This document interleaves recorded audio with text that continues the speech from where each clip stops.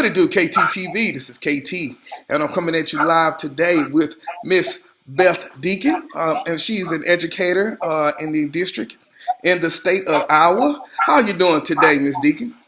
I'm doing awesome. I'm very excited to be here with you today. All right, I wanted to say thank you for taking some time out, as I know you're preparing and also with your family.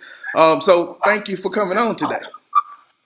Thank you for having me. Okay, so can you give me a little bit of background about you and what your role is in your district?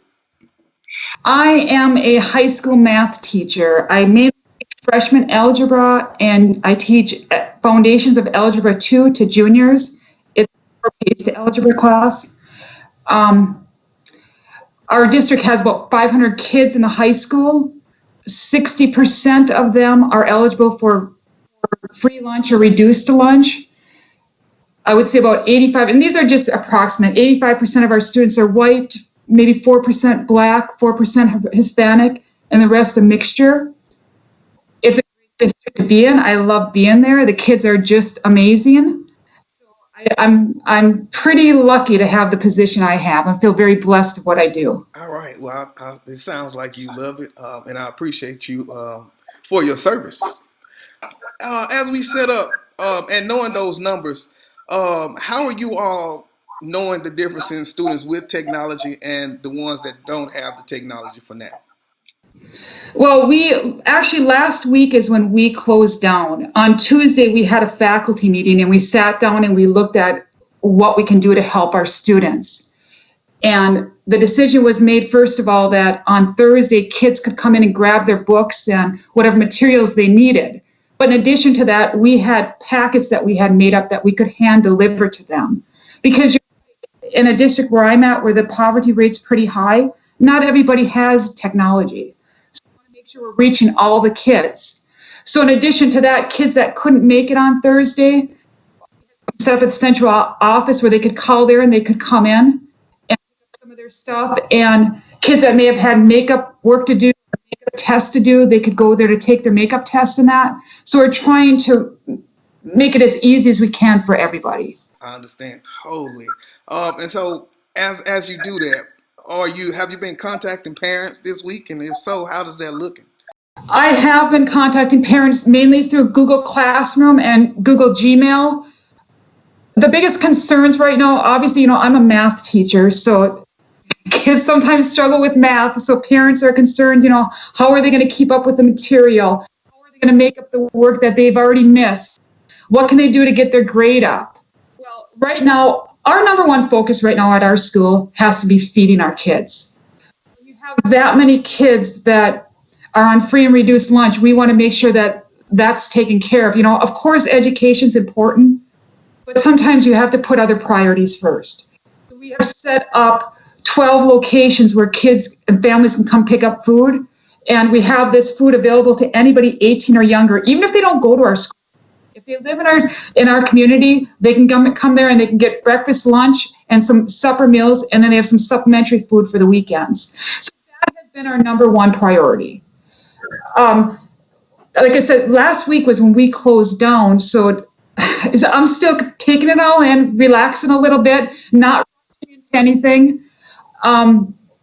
Talking to parents, letting them know it's all right. We're going to get through this together. Let's take it one day at a time. So that's what I'm doing right now. Right now, it's more of a let's relax. Let's think about this for a little bit. The math will come. Let's worry about feeding kids. Let's worry about things. But I will tell you this, we are not moving on with our material in our classes. It's time to go over what the kids may have struggled with in the past or allow them to make up work. Because to go forward, there are kids that would be left out, and we don't want to leave any kids out. So we're using all this time as review and makeup for our students. As you all do that, you think about the socialization piece of it.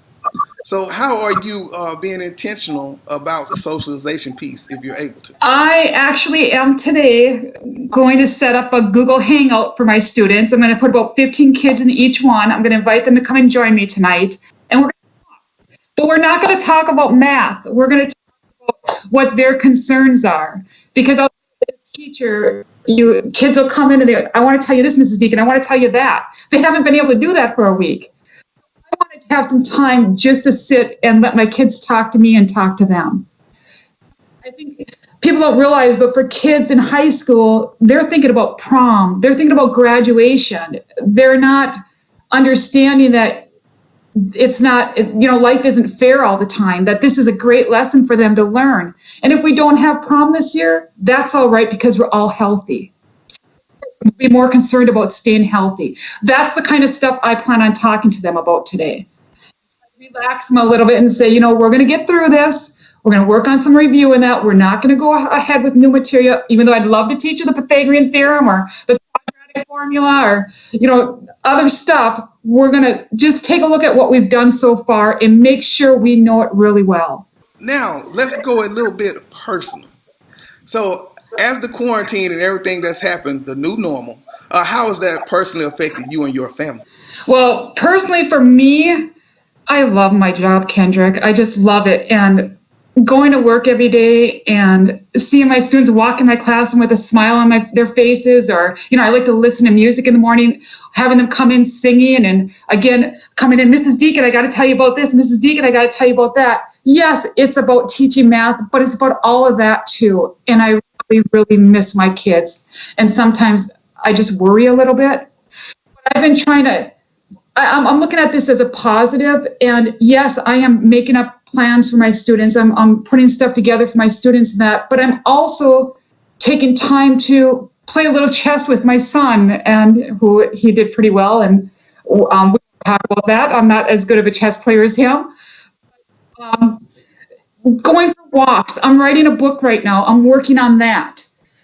I know how important the school is, but sometimes we have to step away for a few days and breathe. And that's what I'm trying to do right now, breathe a little bit.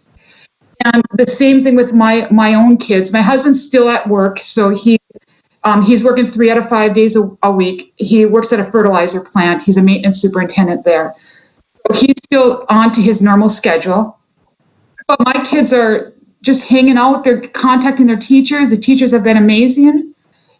ACT reviews online that the kids can work on. My kids are getting ready to take that, so they'll be working on that, playing piano, drums, whatever, just keeping busy. I just wanted to say before we go, can you give any words of encouragement or words of advice to a teacher who maybe doesn't have the same mindset as you? How can you help someone to calm down? I want colleagues and parents not to understand we just need to listen to what the government officials are telling us and what the health professionals are telling us. If we can do this, this will pass eventually. But we need to listen and we need to relax.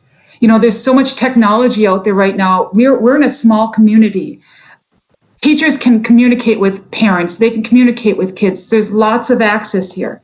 Let's just relax, maybe watch a movie, have some fun with your kids, but listen to what the government officials and the health professionals are saying. I want to say this. I want to give a shout out to all the health professionals. I have a very good friend back in Michigan. Her name is Heather. She's a nurse.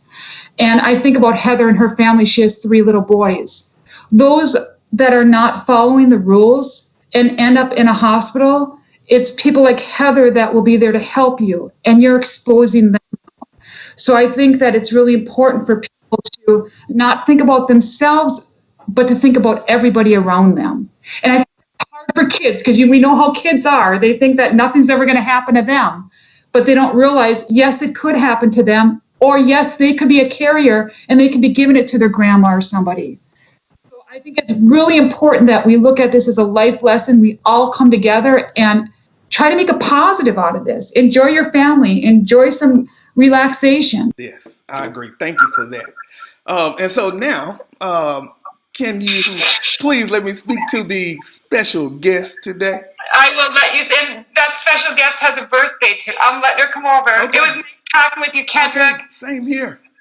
Everyone stay safe, please, and we'll get through this. We'll get through this. Hey, happy birthday. How are you? I'm good. So before we get started, can you just give us your name and what grade you're in? My name is Lucy Deacon, and I'm a sophomore. I guess the first question would be is, what is your understanding of what's going on right now? How are you interpreting things? The coronavirus is spreading pretty rapidly, so in an attempt to stop the spread of it, everything's getting shut down. As me and your mom talked, we understand how important socialization is in high school, right? And so what are some ways that you're keeping in touch with your friends? I'm texting them, I'm FaceTiming them. And what about with school? How's that going? Have you talked to your teachers? What's those conversations like? My chemistry teacher has set up like an entire new Google Classroom for us if we wanted to continue with chemistry. My algebra teacher is letting us do retakes, and other teachers are setting up like things that we can do to make sure that we know what we did throughout the school year, because it's hard to continue on because some of the kids don't have a way of doing that because they don't have computers to access Google Classroom. And how are you feeling with staying on schedule? I know mom says you're staying busy. Are you finding a good balance of being able to do your work and kind of having your personal time? There isn't that much work to do because most of my classes aren't giving us work, so I can do a lot. I have a lot of free time. So now, this is the question. If this is the end of the school year, how would that make you feel? I would feel a little worried because that means there's a chunk of each of my classes that I've missed out on, but it was the end of second semester. So it's not the worst situation. Like, I'd rather be at home and healthy than no more and be sick at school. So that was a great answer. As an educator, that's what I worry about too. The gaps that are being created now, but I also agree. I'd rather be home and safe than at school and sick. Okay, well, I wanted to say thank you for coming on and giving us your point of view. Happy birthday again. thank you. Okay, and I just want to say thank you. Have a good day.